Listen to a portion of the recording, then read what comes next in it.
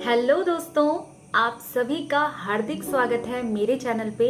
सबसे पहले तो आप सभी को शरद नवरात्रि की हार्दिक शुभकामनाएं। और आज मैं आप सबको बताने वाली हूँ कि नवरात्रि की पूजा हम किस तरीके से कर सकते हैं। जो भी पूजा विधि है वो मैं आपको बताऊंगी और इस पूजा विधि को सभी लोग अपना सकते हैं। ठीक है, चाहे वो घर पे अपने परिवार के साथ रहते हों या कुछ लोग जो है वो परिवार से दूर भी रहते हैं। जैसे परिवार से दूर रह के लोग जॉब करते हैं, पढ़ाई करते हैं। जैसे मैं भी अपने परिवार से दूर रह के यहाँ जॉब करती हूँ, अकेले रहती हूँ। तो ऐसे ही कुछ लोग भी हैं जो अकेले रहते हैं, हॉस्टल में रहते हैं और लेकिन वो नवरात्रि का व्रत करते हैं और उनको ये समझ में नहीं आता कि हम पूजा कैसे करें। तो उनके लिए भी ये विधि फायदेमंद रहेगी और वो इस तरीके से पूजा कर सकते हैं जैसे मैं कर रही हूँ। तो आज मैं आपको यही बताने वाली हूँ कि मैंने किस तरीके से नवरात्रि की पूजा की शुरुआत की है। ठीक है दोस्तों, तो चलिए चलते हैं मेरे मंदिर की ओर।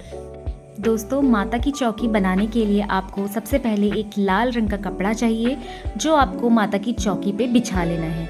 उसके बाद आपको अक्षत चाहिए।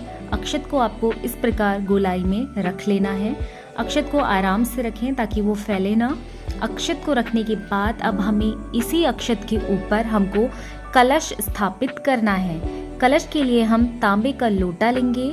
तांबे का लोटा, उसमें हम स्वास्तिक बनाएंगे, रक्षा तागा उसमें बांधेंगे और इसमें हम 5 आम की पत्तियां हम इसमें रखेंगे, या फिर आम के पत्ते नहीं हैं तो हम अशोक के पत्ते भी रख सकते हैं और उन पत्तों को हमें टीका लगाकर रखना है। फिर हमें इस जल में गंगा जल डालना है। हमको इसमें सुपारी, लौंग, इलायची, हल्दी की गांठ और सिक्का, ये सब हम इसमें डालना है। अगर हमारे पास हल्दी की गांठ नहीं है तो हम पिसी हुई हल्दी भी डाल सकते हैं। फिर हमें इसमें नारियल को रखना है चुनरी उड़ा करके। नारियल को रखते समय ये बात ध्यान में रखनी है हमें कि नारियल का जो मुंह है वो ऊपर की ओर होना चाहिए या फिर जो पूजा कर रहा है उसकी साइड होना चाहिए। जैसे मैं पूजा कर रही हूँ तो मेरे साइड होना चाहिए। तत्पश्चात अब हमें माता रानी की मूर्ति को स्थापित करना है कलश के बगल में। अब हम माता रानी की मूर्ति को स्थापित करेंगे। बड़े प्रेम से हम माता रानी की मूर्ति को स्थापित करेंगे इसी लाल रंग के कपड़े के ऊपर। तत्पश्चात अब हमें क्या करना है कि एक थाली लेनी है या फिर एक प्लेट लेनी है और हमें उसमें स्वास्तिक बनाना है। थाली और प्लेट में स्वास्तिक बनाने के बाद दोस्तों, इसमें हमें ज्वारे रखने हैं। जो ज्वारे हम बोते हैं वो हमें इसके ऊपर रखना है।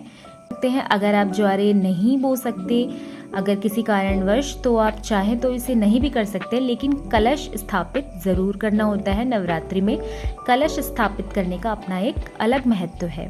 तो दोस्तों, मैंने तो इस प्रकार से ज्वारे बोए हैं, आप भी इसे बो सकते हैं।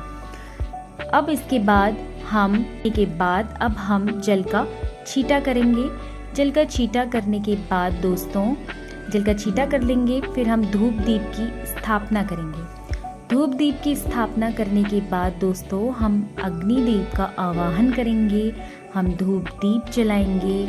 हम अक्षत ले लेंगे और अक्षत के साथ हम पुष्प भी लेंगे। उसे अपने हाथ में लेकर के हम व्रत का संकल्प करेंगे। दोस्तों, व्रत का संकल्प करेंगे, आवाहन करेंगे हम सभी देवी देवताओं का कि हम व्रत किस प्रकार से करेंगे और हम सभी को आमंत्रित करेंगे कि वो इस चौकी पर विराजमान होएं और हमारी पूजा स्वीकार करें। उसके बाद हम इस अक्षत और पुष्प को छोड़ देंगे। फिर हम दोबारा से जल का छींटा करेंगे। जल का छींटा करने के बाद दोस्तों, अब हमें जो कलश है उसकी पूजा करनी है। हमें कलश को टीका करना है। दोस्तों, नवरात्रि में कलश की स्थापना ज़रूर करें। इसमें 33 कोटि देवी देवता विद्यमान होते हैं। अगर आपके पास मूर्ति नहीं है तो भी आप कलश की पूजा कर सकते हैं।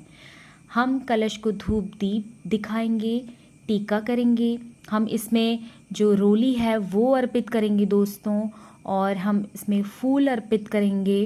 कलश को हम सिंदूर चढ़ाएंगे। हमें ये सब करना है। कलश की पूजा पूरी तरीके से हमें करनी है धूप दीप जला के। फिर तत्पश्चात दोस्तों, हमें माता रानी को टीका लगाना है। माता रानी की जितने अस्त्र शस्त्र हैं उनको हमें टीका लगाना है। माता रानी के शेर को हमें टीका लगाना है दोस्तों। उसके बाद हमें माता रानी को सिंदूर चढ़ाना है। माता रानी को सिंदूर चढ़ाने के बाद अगर जो सिंदूर बच जाता है दोस्तों, तो उस सिंदूर को आप अपने माथे पर लगा लीजिए। आप अपने माथे पर लगा सकते हैं या फिर उसी सिंदूर को आप अपनी चूड़ियों में लगा सकते हैं दोस्तों। चूड़ियों में लगा लीजिए। और ये क्या होता है कि ये माता से सुहाग लिया जाता है। फिर इसके बाद सुहाग लेने के बाद आप माता को अक्षत अर्पित करें। अक्षत अर्पित करें माता को। माता को अक्षत अर्पित करने के बाद अब हम माता को चुनरी उड़ाएंगे दोस्तों। माता को चुनरी चढ़ाएंगे, माता को चुनरी पहनाएंगे हम अच्छे से, और माता का पूरा हम श्रृंगार करेंगे। माता को श्रृंगार की जो सामग्री है वो हम चढ़ाएंगे और वो हम अपने हाथों से ही माता को पहनाएंगे। श्रृंगार की सामग्री में दोस्तों बिंदी, काजल, चुनरी, ये सब जो हैं माता को हम चढ़ाएंगे। उसके बाद श्रृंगार सामग्री चढ़ाने के बाद हमें श्रृंगार सामग्री खुद से ही माता को लगा लेना है। जैसे हम बिंदी लगा लेंगे, मेहंदी लगा लेंगे, बिछुए चढ़ा देंगे, सिंदूर लगा देंगे। फिर हमें माता को फूल अर्पित करना है। जो माता को फूल है वो लाल रंग का फूल जो है वो प्रिय होता है माता को, वो हमें चढ़ाना है। अगर आपके पास लाल फूल नहीं है तो आप कोई भी रंग का फूल चढ़ा सकते हैं। अगर लाल फूल है तो वो चढ़ाइएगा, क्योंकि माता को लाल रंग का फूल ज़्यादा प्रिय होता है। फूल चढ़ाने के बाद दोस्तों अब हमें माता को प्रसाद चढ़ाना है। तो मुख्य रूप से माता रानी को बतासे और लौंग का प्रसाद चढ़ता है। तो हमें बतासा, लौंग और हमें पंचमेवा, ये सब हमें चढ़ाना है। और माता को हमें फल अर्पित करने हैं। पंचमेवा और लौंग का जो प्रसाद है, लौंग बतासे का प्रसाद, ये स्पेशली चढ़ाया जाता है। अब हमें जल का भोग करना है। फिर उसके बाद हमें हाथ में अक्षत फूल लेने हैं और हमें कथा करनी है नवरात्रि की। नवरात्रि की कथा करनी है।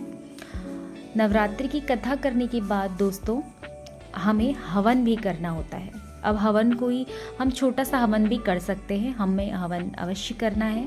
अगर आप बड़े लेवल पे नहीं कर सकते तो छोटा सा हवन सामग्री लेकर के, या गाय के उपले लेके, गाय के उपले नहीं हैं तो आप नारियल के टुकड़े ले सकते हैं, उसको आप इसमें डाल सकते हैं। जैसे मैंने इसमें हवन सामग्री डाली है, कपूर डाला है, नारियल के टुकड़े डाले हैं, और अब मैं इसमें लौंग डाल रही हूँ दोस्तों। लौंग चढ़ाई जाती है हवन में। घर के प्रत्येक सदस्य को 2 लौंग ज़रूर चढ़ानी चाहिए दोस्तों, और ये पूजा साथ मिल कर के करनी चाहिए।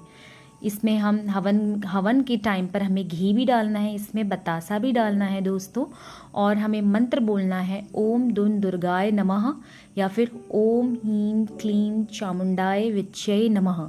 इस जो मंत्र है, ये मंत्र का हमें उच्चारण करते हुए हवन करना है दोस्तों, और हमें घी की इसमें आहुति देनी है।